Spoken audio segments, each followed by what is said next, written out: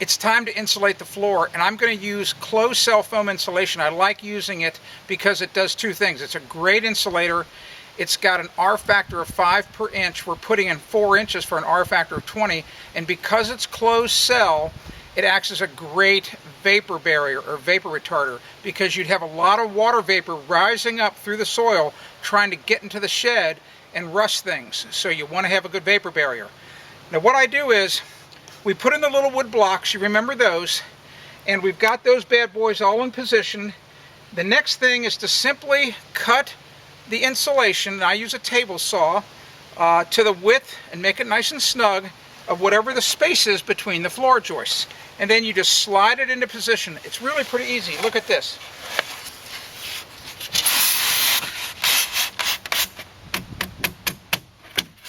And you just tap it down.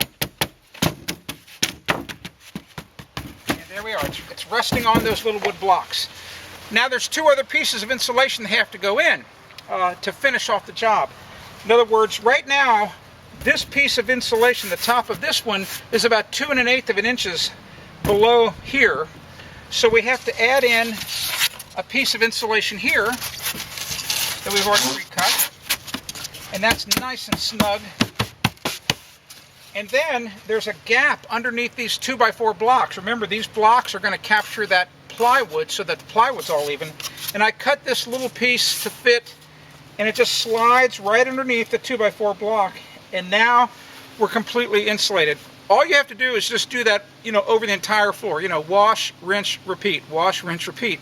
Basically cut all this insulation, all these extra little pieces, and pretty soon the entire floor is going to be done. I wanted to also mention, I'm using the Dow Blue board. It's a closed cell foam because I've had great success with it on other past jobs, and I know it's going to perform really, really well for me here in my shed.